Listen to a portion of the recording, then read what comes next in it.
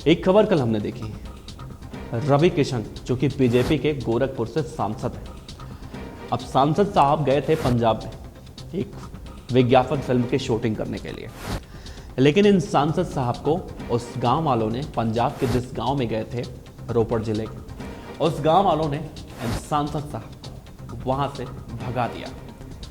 ये कहकर भगा दिया कि कोई भी बीजेपी का सांसद पंजाब के किसी भी गांव में शूटिंग करने या फिर किसी तरह से एंट्री नहीं कर सकता। रवि किशन को वहां से भागना पड़ा और जो शूटिंग का इक्विपमेंट था, उपकरण था, गांव वालों ने उसे उठा के पैक करवा दिया।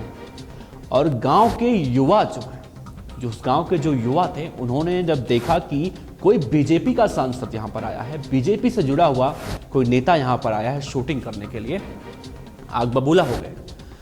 दरअसल पंजाब के किसी गांव में लोग ये नहीं चाहते कि बीजेपी का कोई भी नेता उनके गांव में आए, क्योंकि पिछले कई महीनों से दिल्ली के बॉर्डर पर जो किसान धरने पर बैठे हैं, उन किसानों के समर्थन में कोई भी बीजेपी का नेता नहीं बोल रहा है।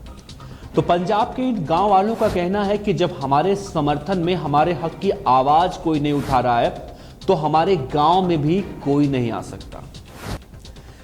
जैसे ही गांव वालों को मालूम चला कि बीजेपी का कोई सांसद इस गांव में शूटिंग करने आया है, तो वहां पर पहुंचे और मालूम किया कि किसकी परमिशन से आप यहां पर शूटिंग करने के लिए आए हो। तो कहा गया कि इस गांव का जो प्रधान है, उससे हमने बात की थी, उससे परमिशन ली थी।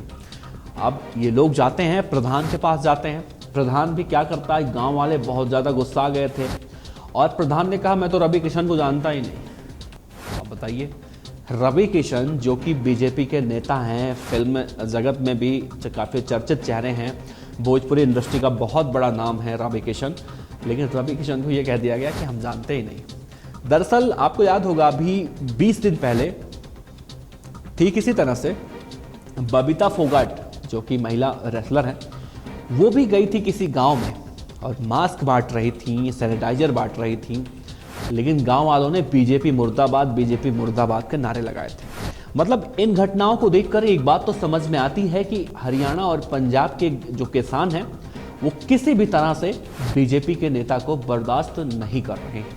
अब क्यों नहीं बर्दाश्त कर रहे हैं, इसकी वजह तो हमने आपको बताई कि किसान आंदोलन 6 महीने से ज़्यादा का वक्त हो चुका है। किसान सड़कों पर बैठे हैं, इस महामारी के बीच में बैठे हैं।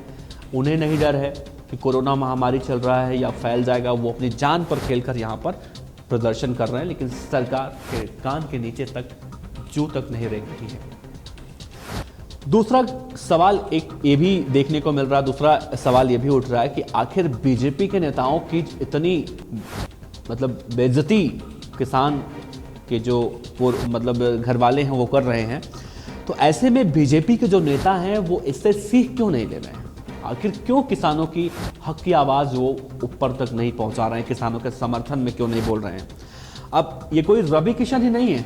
अब देखिए, इनको देखिए, ये अजय देवगन जी हैं। अजय देवगन साहब भी पंजाब के किसी गांव में गए थे और वहां पर इनकी गाड़ी को पंजाब के किसानों ने घेर लिया और अजय देवगन साहब उस समय कुछ नहीं बोलते, सिर्फ अपनी गाड़ी के अंदर बैठे रहते हैं और उनके जो सिक्योरिटी गार्ड है वो चारों तरफ उनकी गाड़ी को घेर कर खड़े हो जाते हैं, कहीं ऐसा ना हो कि गांव वाले कुछ अनहोनी करते हैं।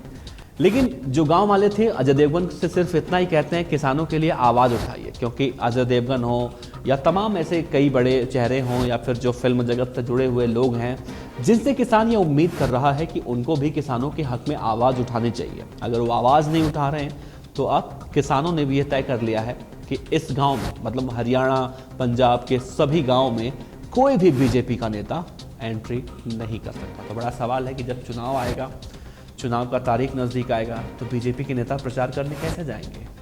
क्या उसके बाद सब कुछ ठीक हो जाएगा? क्या कोई नई रणनीति बनाई जाएगी?